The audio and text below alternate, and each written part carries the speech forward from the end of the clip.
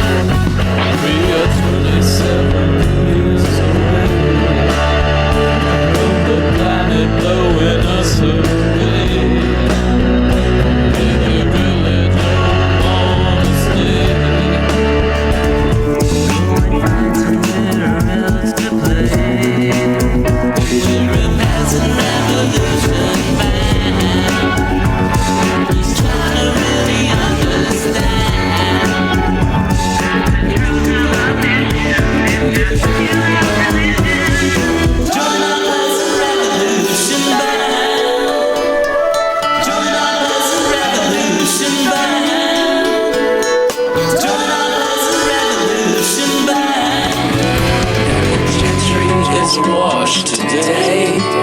The greedy pigs and corks are off sleeping. Well, I wish I didn't have to stay, but somebody's gotta make them pay.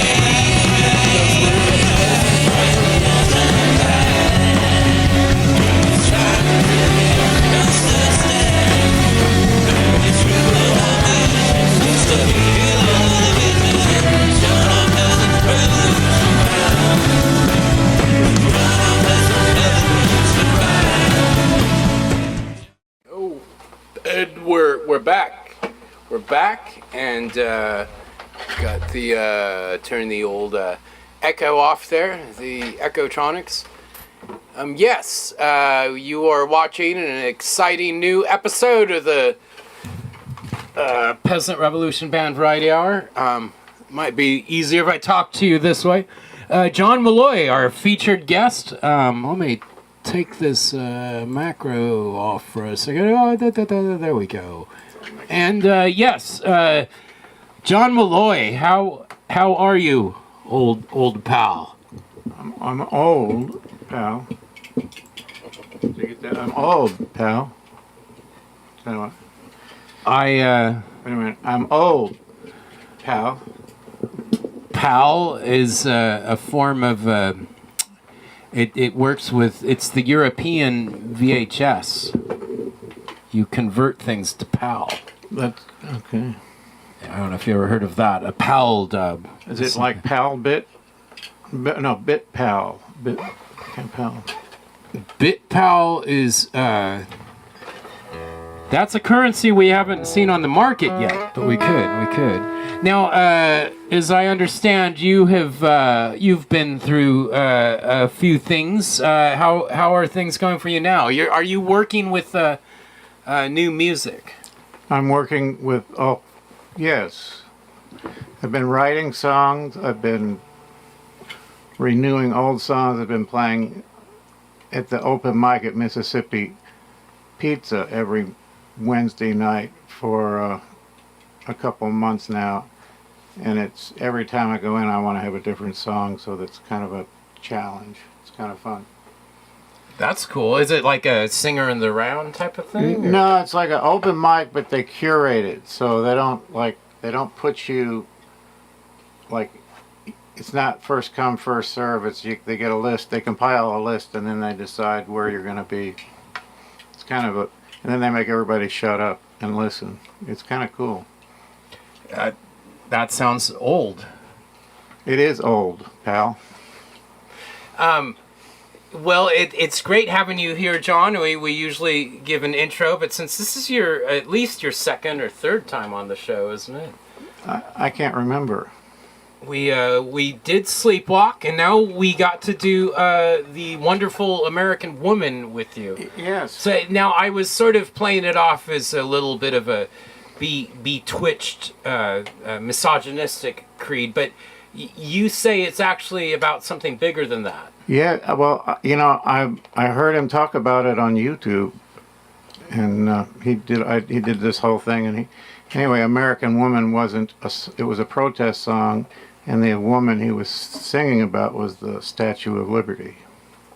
Lady Liberty. Yes, and it was basically saying, American women, stay away from me, because he lived up in Canada, and it's like, anyway. He didn't want to go fight her wars. Yeah, I mean, Really it almost sounds like they could release that song now and explain all that, and it would mean something again, or still. Now, you're giving Mr. Bachman credit for most of that. Yes, Randy Bach. He was actually a pretty creative guy. I used to thought, when he first came out, like back in the 70s, and he did that, taking care of business, and right. It sounded to me like, in my primitive mind, I thought it sounded so basic and so simple that it was like, almost like I didn't take it seriously, and then I realized how much work he put into those songs, and it's a pretty amazing.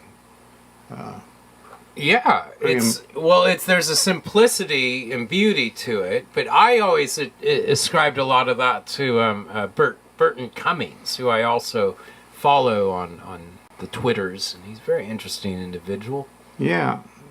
Well, But what you say he didn't do a lot of the lyricists. I don't know who did the. I know that Randy Bachman wrote a lot of the songs, and I think that there was collaborations along the way and stuff. So, but Randy Bachman was kind of like, it was his band, and he hired Burton Cummings. It's as a kid. Now, what about Three Dog Night? Do you know anything about them? One. That's a beautiful song. Yeah.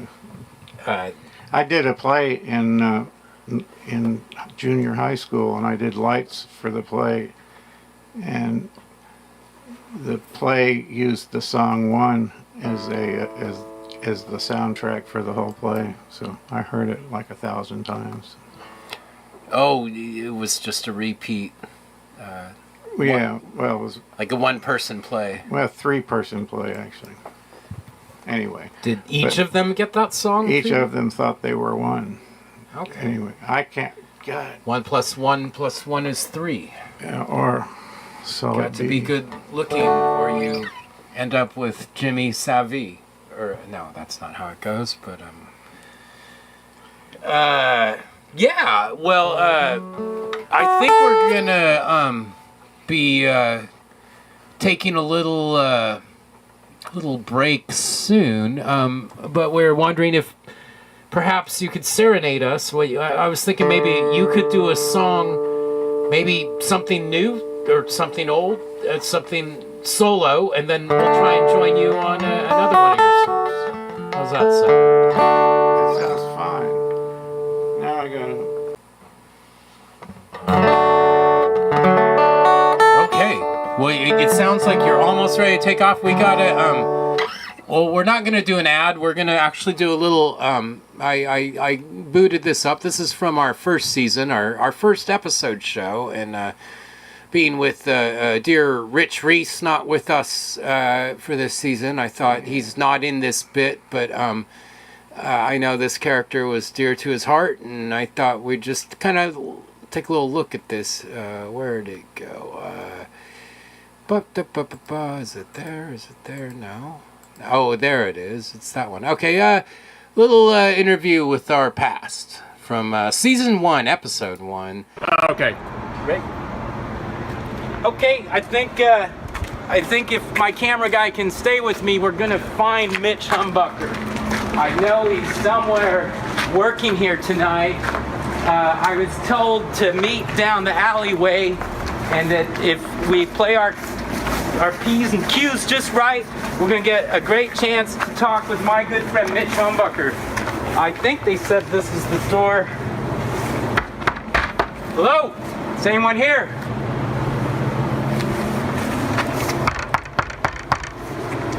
Hello?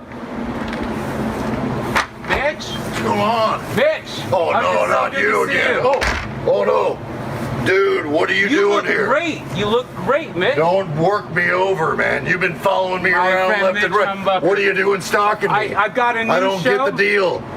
I thought I told you a long time ago back in the 90s. I told you once in the 70s, the 80s. I told you like every decade. I tell you to leave me the hell alone. So good to see Mitch, my good friend. Hey, look at that. It's Jeff Dodge's Peasant Revolution Band. Peasant Revolution Band. Hey, now we on TV. Hour. Yeah, this is where I love it. Yeah. Woo! Can I get you to say PRB Variety Show rocks? Hell no, I don't do anything for you anymore. You, after everything that you did back in the day. Hey, though, I like seeing the camera, though. It's cool, man. What's going on, everybody? That's enough Good to see you again, Mitch think we've had Humbucker. enough. Rock and roll, Mitch Humbucker. We're getting out of here. Hey, we'll catch you next time. Screw this guy. Quit stalking me. Screw this guy. Every time it happens. Quit stalking me, Jeff. You're stalking me. I'll take you home. Don't stop. Leave me alone. What a good job.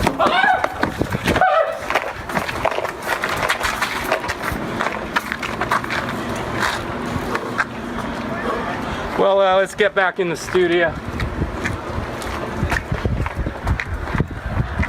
David, did you get all that? Got it. Never that guy. Never that guy. I think it's kind of like I'm just trying to do a good show. I'm trying to educate people on life, the life's lessons that I've learned, and I just don't really appreciate the way Mitch's tone was, especially in the end there. All right, hey guys, we're back. Hey, and we're back. We're back, and that's a little Mitch Humbucker for ya.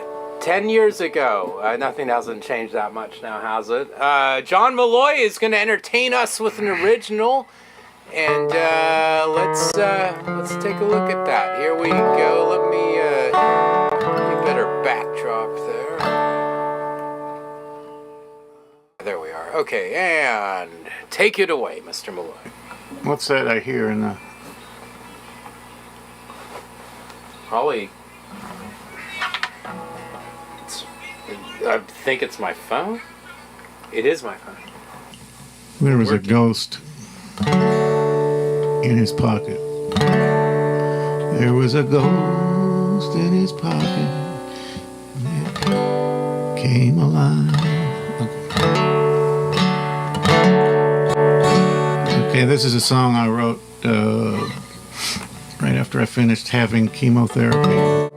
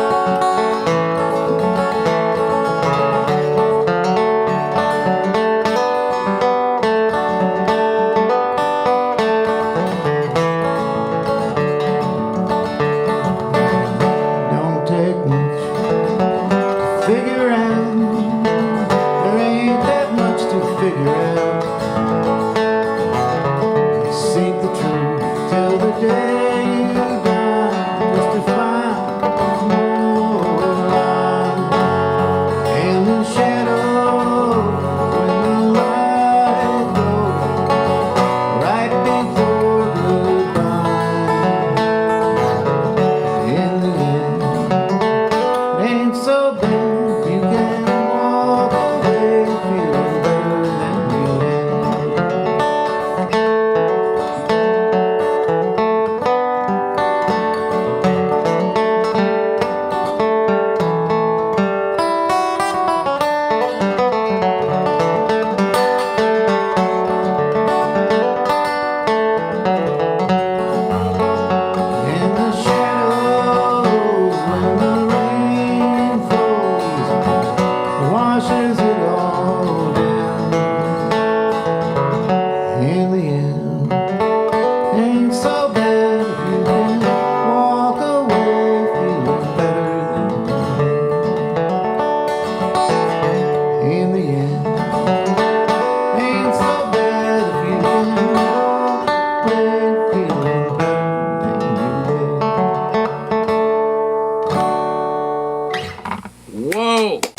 Whoa. Whoa. Hot off the presses. Hot off the presses. That's just great. Wow. How long you been working on that one for? Well, I'm 68 years old now, so probably about 64 of those years. 6'4"?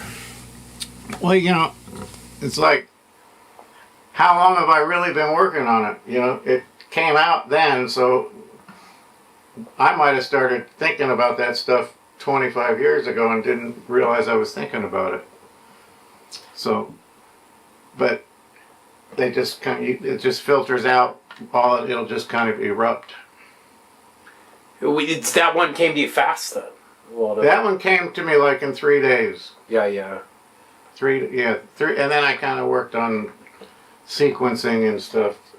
But you're one of those types where the song, when the lyrics flow, you got to get them quick. Yeah, that too. But you know, a lot of times I'm finding that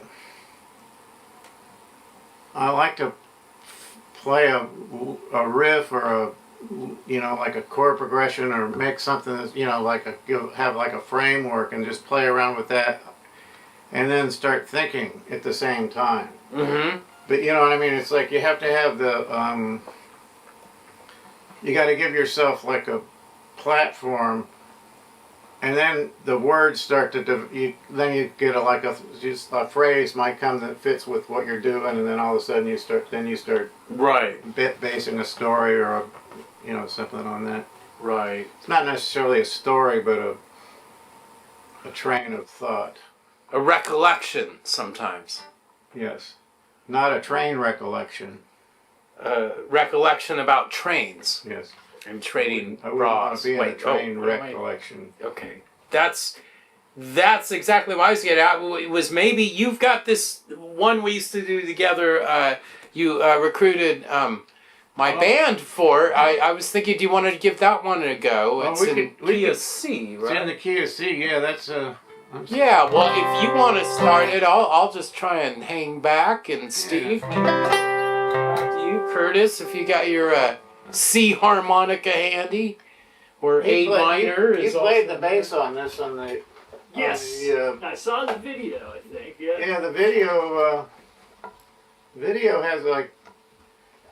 Anytime there was a school shooting, I was like posting it, you know, because it seemed appropriate, you know. But now I gotta start sending it out for all the ICE agents. Did you see? You need to add more shootings. Never mind. You need to add more shootings. Well, I guess the ice is out of Minnesota now. I guess it is icy out there. Yes, it's very icy out there. I see. I see you've written.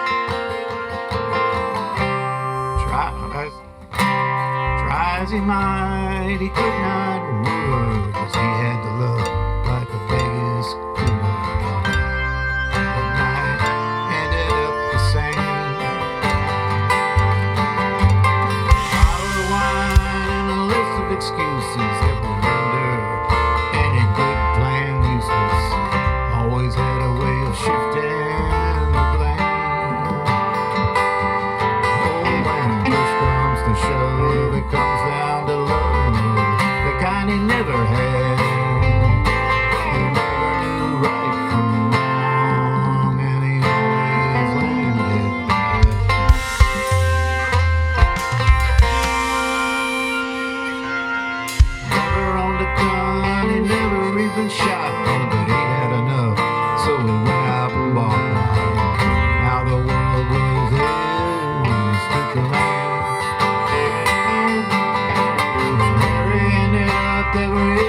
didn't matter.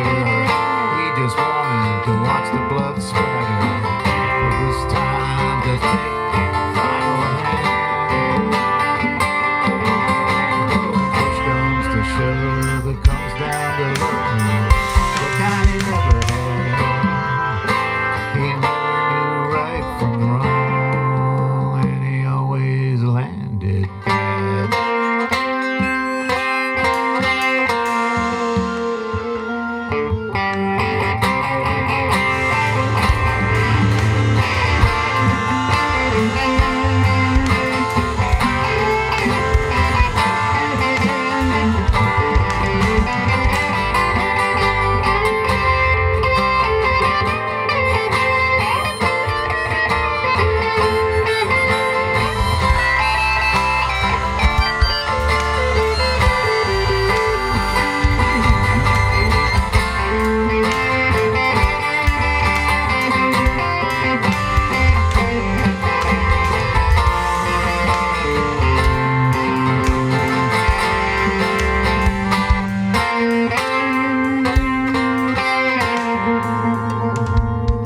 He walked in the room where the crowd had gathered and started shooting.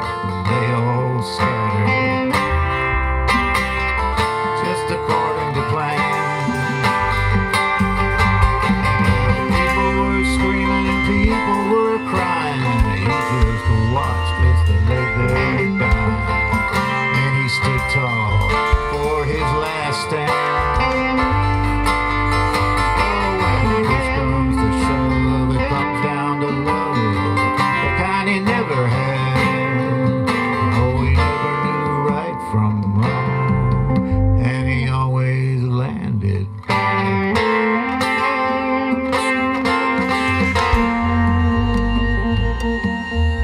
For a day or two after, there was some chatter about all the lives lost and how they all mattered. It was agreed to never mention his name. They laid him to rest with one final prayer. Mom and Dad were the only ones there. Now they're left with a lifetime of shame. Push comes to shove, it comes down to love, the kind he never had. Oh, he never knew right from wrong, and he always landed bad.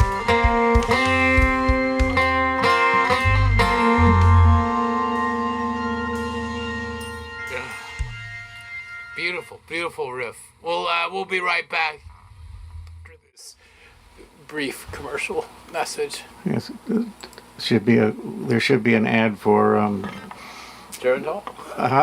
not Geritol.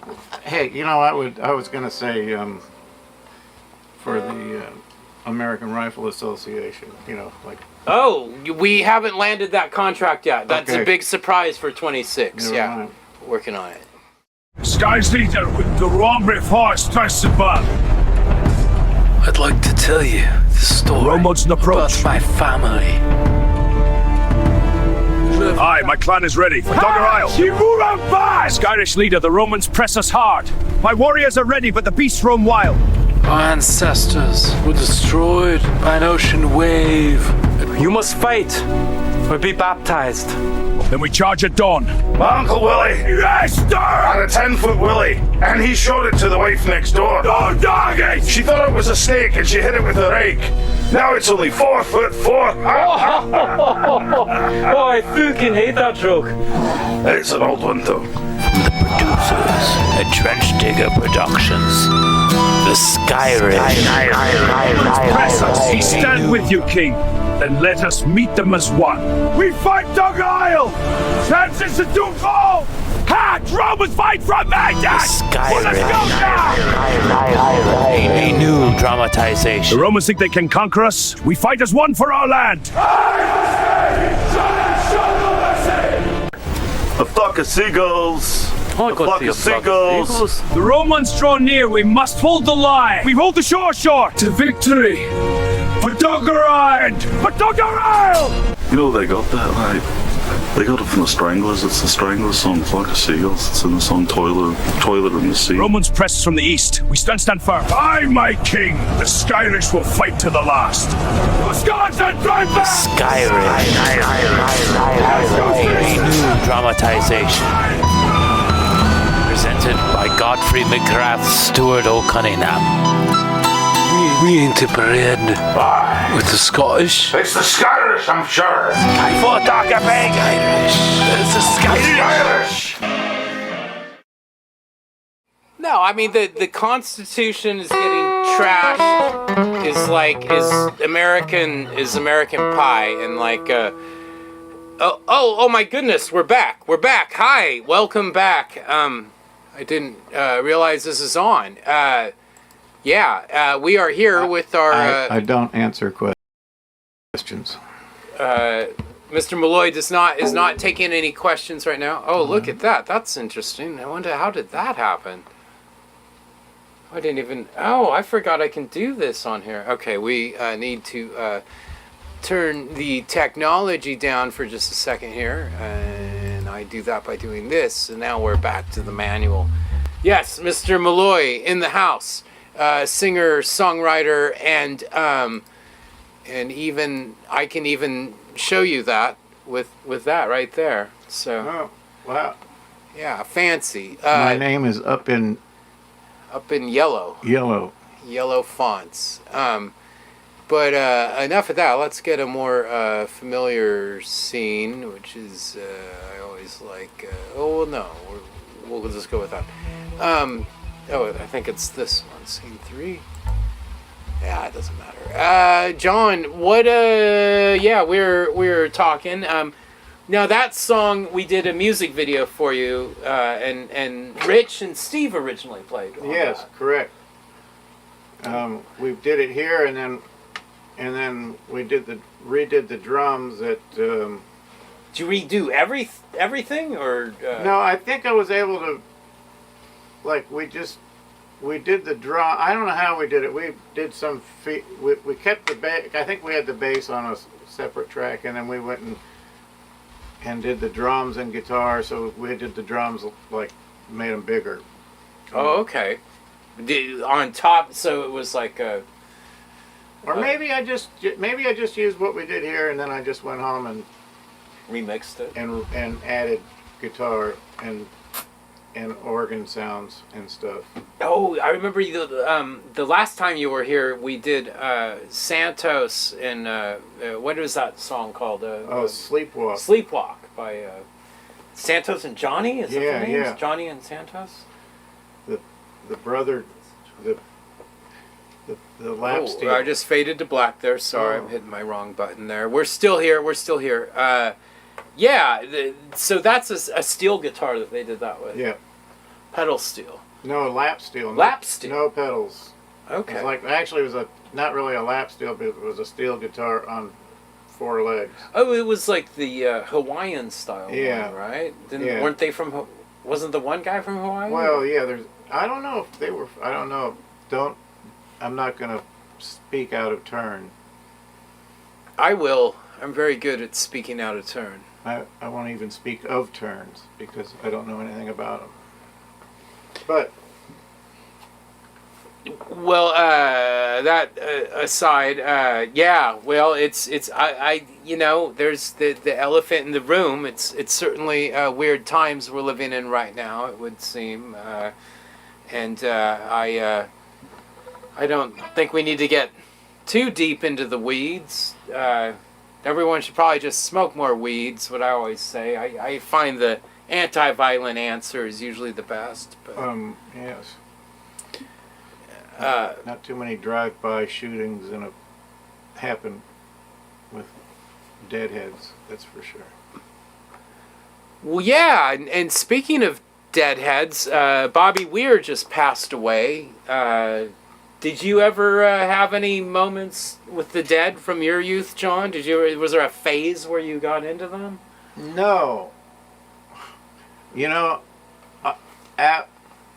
As a matter of fact, I kind of was around it. It was all around me. It was part of my culture. But when I was like 16, I got into bluegrass music, and my one exposure to was Jerry Garcia was in a band called Old and in the Way, and it was a bluegrass band. And it was Jerry Garcia and Peter Rowan, and they were in a band together. And Vassar Clements, and I'm trying to think of. I did anyway, worked with Peter Rowan a couple times. Amazing. Yeah. I can't imagine He's still what out that. touring and stuff. Yeah. But anyway, it's a kind of an iconic album. It's a iconic record. It was a iconic group, and they didn't play very much. But Jerry Garcia was playing at JFK Stadium or RFK Stadium in D.C. With the Allman Brothers for 2 nights, and he was also playing with Old and in the Way at a bluegrass festival in Warrenton, Virginia, about 60 miles away. Oh, wow. So he was flying back and forth in a helicopter to the 2 gigs. So, So I got to see Jerry Garcia there at the bluegrass festival. Now, how old were you during that? I was probably around 16. So this is like early 70s then. And Yeah. Was this... this wasn't 17. during Altamont, when he was flying a helicopter during Altamont. No, this was but this bluegrass festival in Warrenton, Virginia had probably, it got overrun, and it was supposed to be like a bluegrass festival, but what happened, there was 3 factions at this festival, and one nerds, preps, and no, bikers, hippies, and straights, and rednecks. I'm trying to think of a polite way to say it, but just the rural kind. Well, their necks are red from working on the farms. Yeah, and spraying chemicals on all their plants and using Agent Orange right. as suntan lotion. Anyway, now where were we? Well, you were the festival got overwhelmed. Oh, it got overwhelmed, and they had to bring in water trucks because they ran out of water, and right. They had to rescue me from almost drowning once, but that's a whole other story. We won't go there. But it was massive amounts of people in this small festival. All these festivals were turning into these mini Woodstocks after Woodstock. So it was like copycat festival thing. It wasn't really copycat. It just it became really cool to go to these festivals. I mean, they were really good festivals because they'd have people like John Prine and Bonnie Raitt, and they were all getting their start. And they were playing at bluegrass festivals, and then you'd have all these other kind of you get all the bluegrass, and then you get all this modern kind of stuff at the same time. You know who I had the privilege of meeting a while back, who was telling me about these festivals. I always we need to do this song one of these days. Jonathan Edwards, do you know him? Oh, yeah. He did Sunshine Today. He told me the origin of that song, and that they were at a thing in I guess it was Washington D.C., a rally, and like you're saying, it was one of these festivals that he was supposed to play at be one of the headliners at 8 or 9 p.m. He was still standing in line with his acoustic at 6 in the morning to go on stage because it runs so late. And so that just kind of was my impression of how a lot of festivals ran back then. I mean, I went to this one festival, and it was called Stompin' 76, and it was in Galax, Virginia. And it was in 1976. And they went to this town, and then they had, the lineup was huge. It was Bonnie Raitt, David Bromberg. Was it part of the 200th anniversary thing? Yeah, it just happened to be this big festival, and literally 50 or 60,000 people showed up for this event in this small town of Galax. It might have even been more than that. People died and people were born, and you couldn't get in. They had to actually fly all the artists in on helicopters, and it was an epic festival. And that seemed to become a thing in the 70s. All the artists coming in on helicopters. Because there was no roads into the venues. Well, I heard Stones took the money and ran with the helicopter in Altamont. That was how that. Well, That this was one version I heard. this festival, the gates got broken down and everybody got in for free, and the promoters kind of ran off to hide from all their mistakes. Their sins. That's it. Well, speaking of sins, I was thinking we're getting to the that moment. Considering that I thought our last thing could be a tribute that might end up being a really extended jam. Well, but before I say that, I'd like to thank everyone for the 10 wonderful years we've had you here with us watching and everything. And there's, I guess I included on the YouTube, no easy way to say this, but a good friend of the show's, friend of Jemila and ours in the AmeriCorps has gone through some really tough things lately, and I'd just like to suggest we have a link to her GoFundMe included on this, and if you have the capacity within you to wherewithal to contribute, that would be wonderful, and everyone would appreciate it. Anyway, and moving on with that, yes, all the tragedies. I should also bring up, John, I don't know if you, well, I think you're doing a regular thing with my dad now. Where's that at? Oh, well, we jam at the, we've been going out and jamming at the 45th Parallel Wine Bar. 45th Parallel Wine Bar in St. John's. St. John's, yeah. It's, they have wine. It's 6 to 8 on Wednesdays. Oh, beautiful. 6 to 8 Wednesdays. You can catch Mr. Malloy and my own Father Stu Dodge on occasion.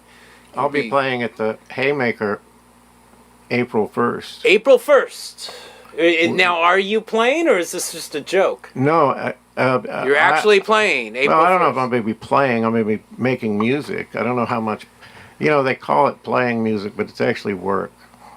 You know, when it comes right down to it. If you love what you do, does it really ever work? Well, the work is loading out at the end of the night, but that's a whole nother thing.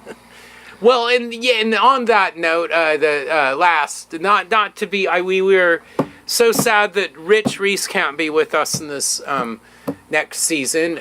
We feel like he's out there, somewhere nearby, though. Did you ever see the YouTube, the videos we made at the Haymaker with Rich? I did. Okay. And now that was your band, the Great Unknown. The Great Unknown. No. With Rich and your bass player, J. Michael Kersey. J. Michael Kersey. Yeah. Well, I was gonna say, I don't know how public she's making it, but Katie is throwing a little event at the same night you'll be playing, I guess, but at the Kennedy School we're having there's a little celebration for Rich. It would have been his 50th birthday, and so there's gonna be some people passing in and out from 6 to 8, I guess, at Kennedy School. So if you, well, I miss Rich. But he was the most unique individual who played the drums at the same time. You know. He was a one of a kind, and just it's I'm so thankful that we got to share this whole crazy show concept with him, because whether he likes it or not, there's 10 years of him trapped with us, and great stuff, and we're hoping to do a new album soon, and in honor of him, at least a good chunk of it. I don't know how much we'll be doing the complicated bands like Toto or Steely Dan, but John, you've offered your services to help out on that album. I will bring all my guitars and plug them into various things to make them sound different and sound unlike me, and that's where we're headed. I'll probably be playing a lot of pianos, I'm hoping, but yeah, that's going to wrap up another wonderful episode of the Peasant Revolution Band Variety Hour. Commander, Steve, do you guys have anything to, any shows you're plugging, any art, any poetry readings? Basketball games? I think we've just been absorbed in some of the Rip City madness. Rip City madness. Go Blazer. Well, I'll tell you, I've got something I could tell you about, and that would be this mayor that, well, he's been doing some stuff. In fact, I can hear everyone talking about him out on the internets. And what was that? Am I getting some kind of participation award?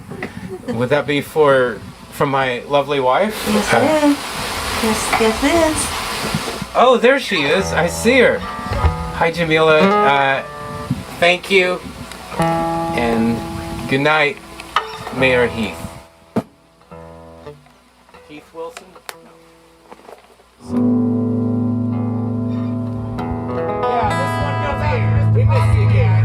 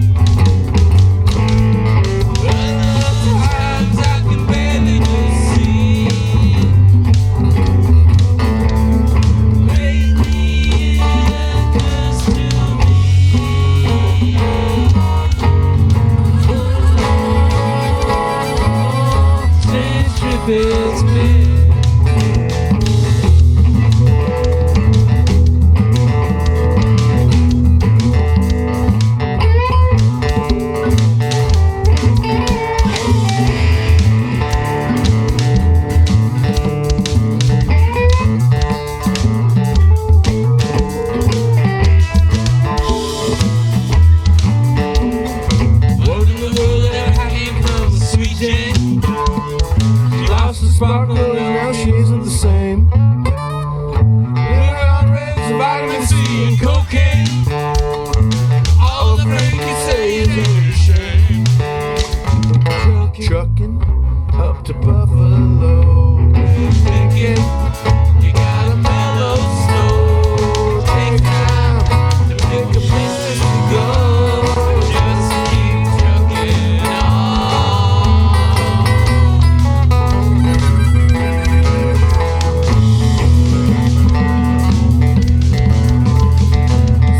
staring out the hotel window. Got a tipping on the door again. I like to get some sleep before I travel. You got a war, I guess you're gonna come in. Busted down the Bourbon Street. Set up like a bowling pin. Knock down, you hit the waiting wind. Just won't let you.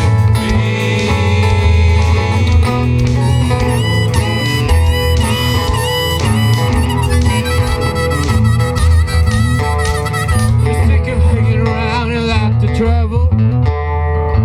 Tired of travel, won't settle down. I guess they can't revoke your soul for trying. Get out the door and laugh all around.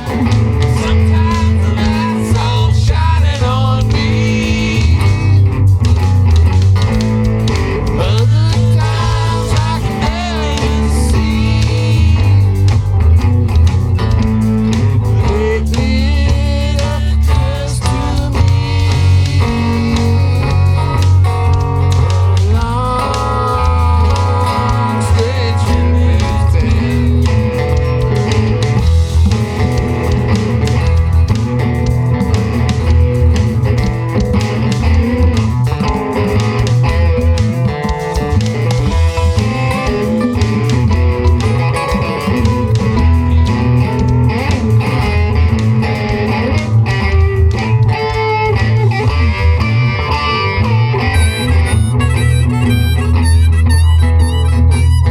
You're watching the Peasant Revolution Man Variety Hour.